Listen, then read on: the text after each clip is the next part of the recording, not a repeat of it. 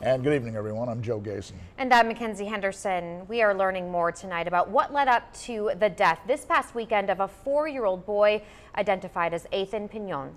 Right, the boy was found bruised and beaten yesterday at his West Side home. His mother, 26-year-old Athen Pinon, and her 28-year-old boyfriend, Michael Duty, are charged with capital murder. Police say the couple waited 2 hours from the time they found the little boy dead before calling 911. Our Taylor Ananise here tonight with the update on this top story. Taylor?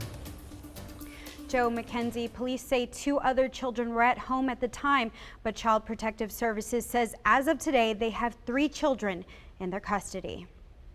Neighbors tell me Athen has a twin sister and 2 other siblings, and both a family member and a neighbor I spoke to say it isn't the first time CPS has gotten involved. They tell me Athen had some bruising on him a few weeks ago, and CPS was notified.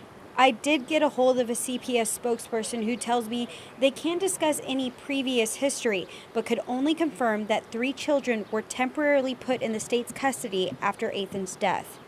Pinon told police she left her son at the house with her boyfriend Saturday night and didn't notice any injuries before she left.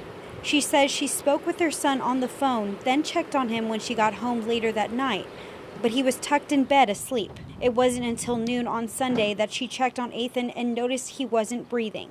Duty says he tried giving him CPR, but police weren't called until 2:30. Both were taken downtown for questioning, then later arrested on capital murder charges.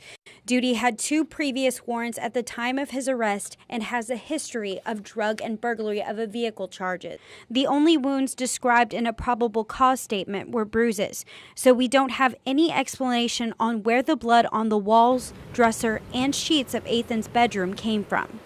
An autopsy is pending, and the incident is still under investigation.